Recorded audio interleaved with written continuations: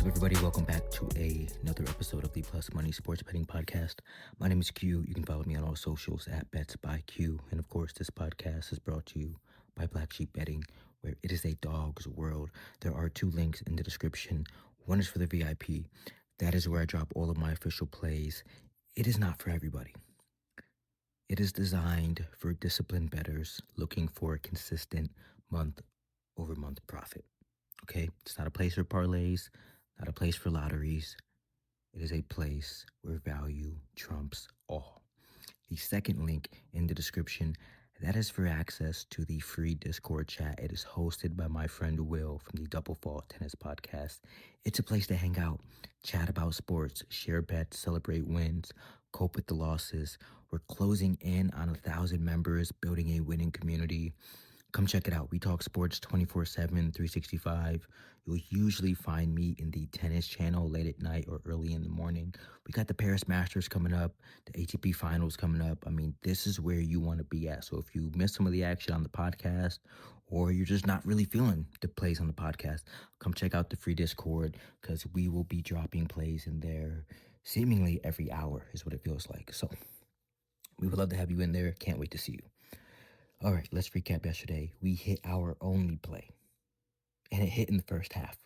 Devon Achane over 57.5 yards. He finished with 67 yards, and it was a 2.5 unit play for our only play on Thursday. Brings us to over 6 units in the positive on the week. So no matter what happens tonight, we've already locked in a winning week, and that's the goal every single time out. That's the goal for VIP. That's the goal for the podcast. That's the goal for me personally. It's like, look, positive is positive. Negative is negative. It makes no difference if you hit one really big bet in the beginning of the week and then you lose every subsequent bet after that. Okay? We want to stay positive. That is what it's about. This is not play money that we are betting with. This is real money, whether it's to you a lot of money or not a lot of money, doesn't matter. Winning is winning. This is a very black and white sport that is of sports betting. But anyways, I got 3 plays for you today. Parlay Friday, baby. I got a plus 700 2-legger. We'll end the podcast with it, but let's jump right in. Let's talk baseball. Game 6 of the World Series, Dodgers and Blue Jays. Back in Toronto here for Game 6. Toronto sits 1 win away from their first World Series title in 32 years. I'm on the Blue Jays money line here at plus 128. I'll say it right now, and I said it a few days ago. This series is over. Whether it ends tonight or tomorrow doesn't matter. I have Blue Jays in 7 at plus 370. I have Blue Jays tonight at plus 128. I mean, I was reading an article yesterday, maybe you read it too, on ESPN, and it was really about how the Blue Jays are 1 win away from seemingly saving the sports books from a very crooked number that they would have to put out if they indeed would have to pay out Dodgers bettors, especially those who took it in the beginning of the year. There was a lot of money warped up on Dodgers. I know you've seen the social media post. You got a couple different ones where Dodgers are the last leg for, 600,000, for 70K, for 150K. I mean, that's liability. Okay? But I don't think that's the only reason why the Blue Jays are going to win. Because I don't believe that sports are rigged. Okay? I don't believe that, the Blue Jays are just going to, the books, need whatever. I do not agree with the concept that sports betting is rigged. Yes, there are individual players and influences that will go out there and try to, sway a game in one direction or the other. But I think that's far and few between, especially in today's world. I really do. With the exception of the NBA, because I don't know what the fuck is going on over there. But anyways, the Blue Jays, they have all the momentum. They have all the confidence. And they have the belief. I mean, this is a team that I don't think anybody, even when the series started, even when they made it here, I think everybody was like, oh, well, Blue Jays sweep or gentleman sweep, after the first game. People are like, oh no, 4-1, 4-1. I'll tell you what, the Blue Jays, they look like the best team in baseball, top to bottom. While the Dodgers, they look like a team that's out of juice. The energy in this series has completely flipped. Toronto is playing fearless baseball. The Dodgers are pressing. I mean, every time LA shows a little bit of life, Toronto answers with a haymaker. And it's not luck at this point, it's execution. Vladimir Guerrero Jr., likely going to be your World Series MVP, especially if they win tonight. But Toronto, they're hitting 300 with runners in scoring position this postseason. They are patient. They're grinding out their at-bats. They're taking smart swings. I mean, look at Game 5. First 3 pitches, you get 2 home runs. This is a very disciplined team. Meanwhile, the Dodgers, for a $1 billion roster, they're sitting at 160 and praying for someone to save them right now. And then we get this pitching matchup today where we're going to get Kevin Gausman versus Yoshinobu Yamamoto. 2 elite arms, 2 very different vibes right now. Gausman enters this one in, great form. 2 earned runs or fewer in 15 of his last 21 starts between the regular season and postseason. He's rocking a 3.47 ERA with 8.6 strikeouts per 9 and just 2.4 walks per 9. He's been efficient, working corners, using the splitter to perfection, and he's backed by a lineup that's leading in MLB scoring since the All-Star break with 5.6 runs per game. Gausman does not have to go out here and win this game. He has to manage the game. Solo shots won't kill you. If you give up a solo home run to Shohei or Freddie or whoever, it's not going to kill you. But you cannot afford to have people on the base when the Dodgers bats are up, because you never know when they're going to start clicking. And I promise you today, the Dodgers, with all the pressure on them, they'll be empty in the kitchen sink. Anything goes. Everybody is on the table. You could see Shohei pitch tonight. You have to, in a win or go home, scenario, you have to give it all that you have. All right. But on the road, Gausman's been good. At home, it's been a little bit shaky. But again, I don't think he has to be perfect tonight, because once that Dodgers bullpen comes in, it's game over. Bullpen for Los Angeles been a complete disaster all series. 5.20 ERA since game 2. No stability in the late innings of the game. They can't be trusted. The Jays, their bullpen been lights out. 1.7 ERA this series. We're talking almost 4 complete more runs from the bullpen. They're throwing strikes, the Blue Jays are, feeding off confidence. They're attacking the hitters, and they're making some of these hitters look human. And I think the body language tells the story. Toronto is loose with the bats. They're connected.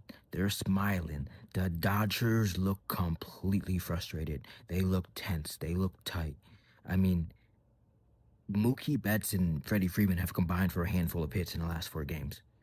And when your stars go quiet, your lineup will follow that. All right? Not to mention that Mookie is now hitting 3rd in the lineup. First time in years that he's, not batted, 1st or 2nd. Okay, so, where you see the desperation happen when you start changing up the lineup that's gotten you where you're at right now. This Dodgers team was built for October, but they're playing like it's April. It's very clear cut. The Jays are the opposite. They're playing for each other, not for themselves. They're playing for their city. It's got that team of destiny feel. And I'm biased. I'm from Buffalo, New York. I want to see the Blue Jays win this one. I really, really do. So I'll say it again. I think Toronto ends it tonight. Gausman goes 6 strong. The pen locks it down. The Jays pop champagne in Toronto. To play today, Toronto Blue Jays on the money line plus 128, one unit. I will see you at the counter.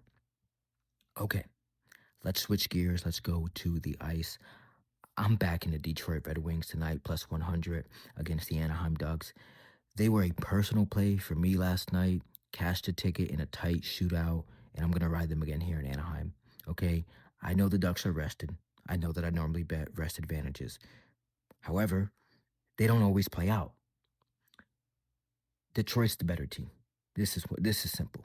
Top 10 in nearly every metric. Goals scored, expected goals, special teams, puck possession. They've got the emotional edge tonight. Especially, we haven't had the morning skate yet, but I am assuming that John Gibson will be out there in net for Detroit. And the the goaltender for the Red Wings, he spent the first 11 seasons of his career with Anaheim before heading to Detroit in the offseason. He's back in that building. Different sweater, same pride. You can bet that it means something to him. And I know that the way that this Detroit team has started their year, that they're going to want to play lights out for him. And this time, he's got help. I mean, in Anaheim, Gibson was always fighting behind a weak defense. Now he's got offensive firepower everywhere. Larkin, DeBrincat, Raymond. I mean, three legit scoring lines deep. Detroit's averaging 3.45 goals per game, generating top 5 high danger chances. And when they get rolling, they're hard to stop. And sometimes the puck just falls the right way for you. And if it's Lucas Dostal in net for Anaheim, he's been solid, but he's going to face a lot of volume, more volume than he's probably faced all season. And Detroit's just going to overwhelm them with puck movement. The Ducks do have some young talent. Tavish, Carlson. I just think the inconsistency is not allowing them to figure things out. I mean, look, I have friends who are Anaheim Ducks fans. They are excited about what is to come in the next few years. I got a buddy that says, same guy that's a Dodgers fan as an Anaheim fan, and he keeps telling me, oh, Ducks to the playoffs, Ducks to the playoffs. I think it's too early to say yes or no there. But even if Anaheim grabs an early lead in this game, Detroit's depth and resilience can swing it back. That's where Detroit lacks, or that's where Anaheim lacks. The Red Wings, they've been resilient. They've been great in pressure games. I think yesterday was a testament to that. Overtime, shootouts, comebacks. They've stayed composed, and they have been able to find ways to win. I don't think that changes here. Everything lines up. The better team, revenge angle, emotional edge, momentum, even on a back-to-back. Give me the Red Wings plus 100 on the money line over the Anaheim Ducks. 1 unit, I'll see you at the counter. Now, 2-leg parlay. It's Friday. We got to end it on a bang. Plus 700. You already know what we're going to. Well, maybe you don't, but I'm about to tell you. Alex DeBrincat, Red Wings, anytime goal. I'm going to back DeBrincat here to score a goal. That's leg number 1. He has scored in 3 straight games. So he's been able to find a net in 3 straight. Let's make it 4. Second leg, Bo Bichette, Blue Jays, to record an RBI. He has also driven in a run in 3 straight. Let's make it 4. That 2-leg combination pays out plus 700. Let's put a half unit on it, okay? We have some units to play with here. Let's do a half unit on the plus 700. Alex DeBrincat to score a goal for the Red Wings, paired with Bo Bichette to record an RBI for the Toronto Blue Jays, okay? Nothing crazy, just a plus money dart with 2 guys who've been automatic lately. All right, let's recap. 3 plays on the board, 2.5 units in play. Blue Jays on the money line, plus 128 to win the World Series. Well, win this game and essentially win the World Series in Game 6 tonight. Also on the Red Wings on the money line, plus 100 on the ice against Anaheim. And then obviously the Parlay Friday special. DeBrincat for the Red Wings to score a goal, paired with Bo Bichette to record an RBI, plus 700 for a half unit. Look, we're up units on the week. No matter how tonight goes, that's what we call a winning week. All right, good luck tonight on all of your bets. I hope each and every one of them hits. I'll be back here on Monday with more plus money plays from around the sports world. As always, my name is Q from Black Sheep Betting. Hope to see you in the free chat with Will. And if you're looking for those disciplined long-term privates, check out the VIP. Peace out. I'll see you on Monday.